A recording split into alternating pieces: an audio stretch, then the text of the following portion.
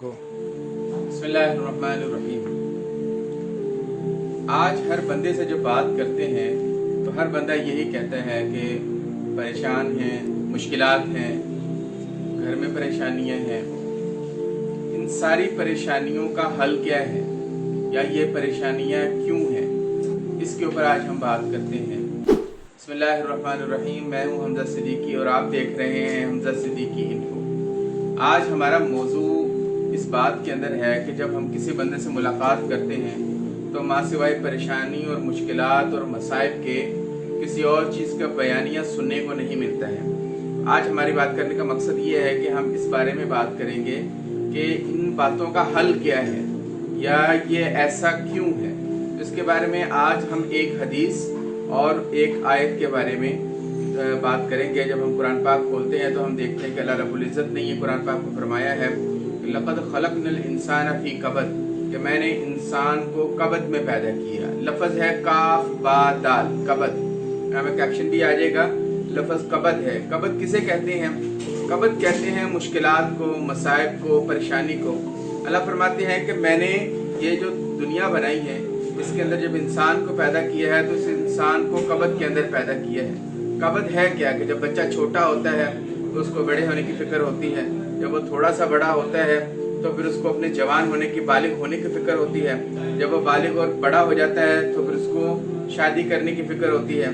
जब वो शादी कर लेता है तो उसके बाद फिर उसको अपने बच्चों की फ़िक्र होना शुरू हो जाती है। अहले वयाल की फ़िक्र से जब निकलता नहीं है तो बुढ़ापे की फ़िक्र लग जाती है, और जब बूढ़ा हो जाता है तो फिर मरने की फ़िक्र हो जाती है, बीमारियों आ घेरती हैं, परेशानी रहती है।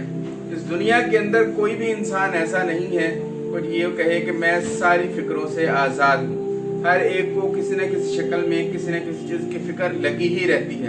अल्लाह फरमाते हैं कि मैंने इंसान को इन मसाइल में, मुश्किलात में, परेशानियों में पैदा किया। अगर हम इस बात को खुद को समझा लेंगे तो हमारी परेशानियाँ खुद ही ख़त्म हो जाएंगी। इन परेशानी को दूर कैसे करना है उसके लिए जो बात आती है, लइन शकरतुम लअज़ीदन्नकुम वलइन कफरतुम।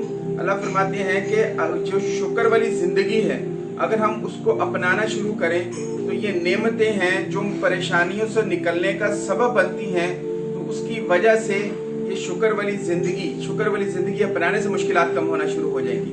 ये हमारी ज़िंदगी का बुनियादी असूल है। अच्छा, इसके अंदर एक और हदीस भी है। हदीस क्या है? आप सल्लल्लाहु अलैहि वसल्लम ने फरमाया, दुनिया सिजनुल मुमिन व जन्नतुल काफिर, कि ये जो दुनिया है ये मोमिन के लिए कैद खाना है। क्या कोई कैद खाने के अंदर रिलैक्स रह सकता है? क्या कोई कैद खाने के अंदर नेमतों की तलाश में रहेगा? क्या कोई कैद खाने के अंदर ये सोचेगा कि मेरे पास यहाँ पर एसी हो? क्या कोई कैद खाने के अंदर ये सोचेगा कि यहाँ पर हवादार पंखा हो?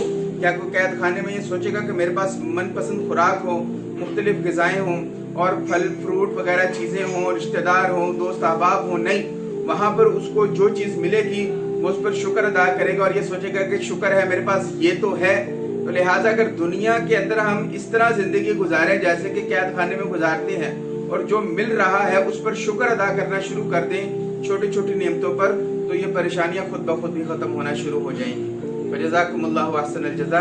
इस तरह की मज़ीद वीडियोज़ के लिए हमारे साथ रहिए। अस्सलामु अलैकुम वरहमतुल्लाहि वबरकातुहू।